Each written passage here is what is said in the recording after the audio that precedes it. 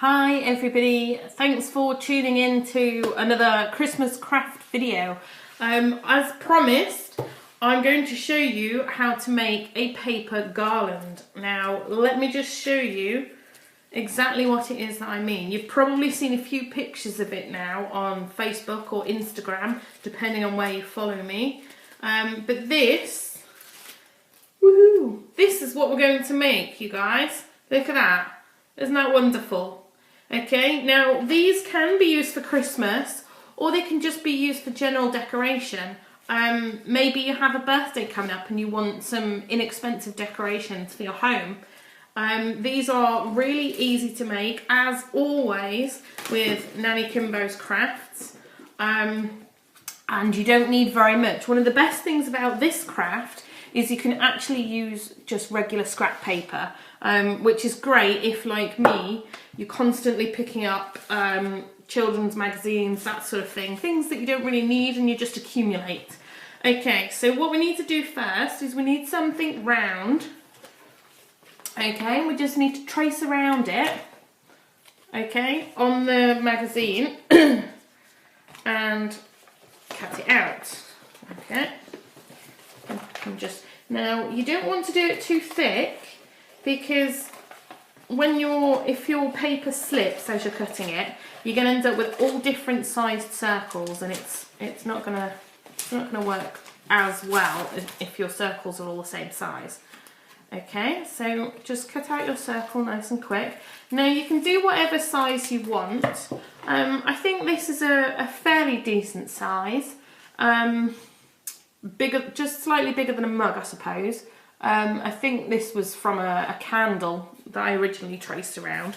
Okay, so let's just put that to one side. Now what you need to do is take your circles, fold it in half, so you've got a semicircle, and then fold it in half again. Okay, so you've got something that looks like this, and as you can see, a few pieces there folded together.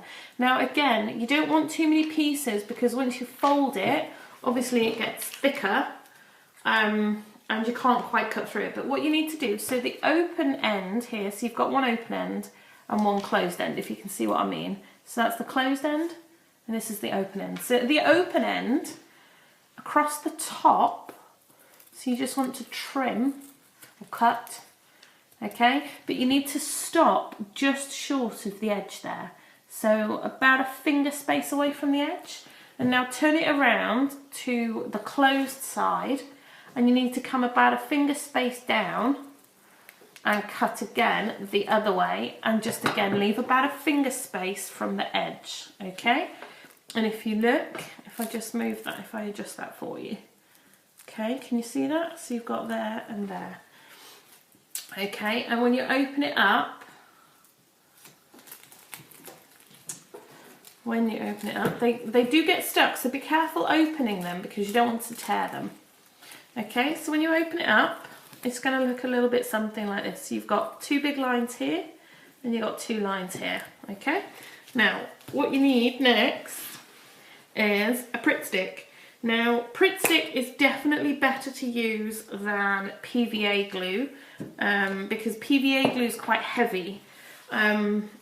And this has actually got PVA glue on it, and it's quite heavy and it will probably fall down, but this is just a demo. Now what you need to do for your first piece, if you can see here, I've put 4 crosses, 1, 2, 3, 4. That's where you need to put your first 4 spots of glue, okay? So 1 at each edge. It should correspond with the folds, okay, just to make it easier for you. Okay, so you just glue the edges. And now you take one of your cut circles, okay, and you want to orientate it the same way around, so you want the cut in the same direction, and you just place it on and stick it down. Okay, so underneath this is glued here, here, here and here. And now the next one, you want to just glue right in the middle here. Okay, not too much glue, not much bigger than the actual glue stick itself.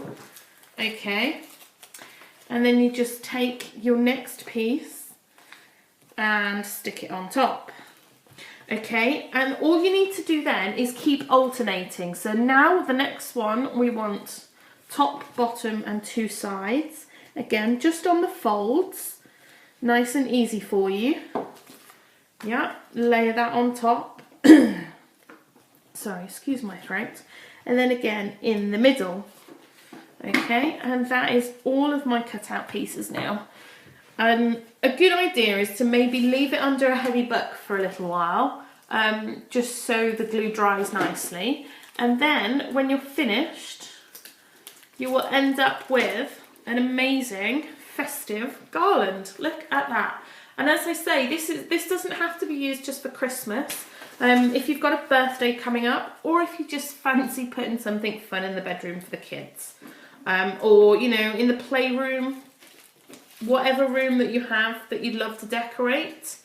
You know, if you don't want to use scrap paper, you can just use coloured sugar paper, newspaper, whatever you prefer. And there you go. That is a lovely, really quick, really easy paper garland.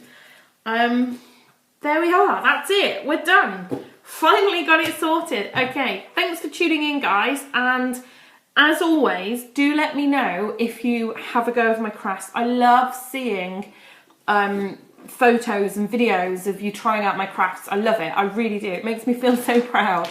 So if you try out any of Nanny Kimbo's crafts, do let me know. If you share it to Facebook, just either tag Nanny Kimbo or Crafting with Nanny Kimbo, and then I can see it and I can feature you on my blog or on my Instagram then. Okay, thanks for tuning in, guys, and I will see you again very soon. Bye-bye.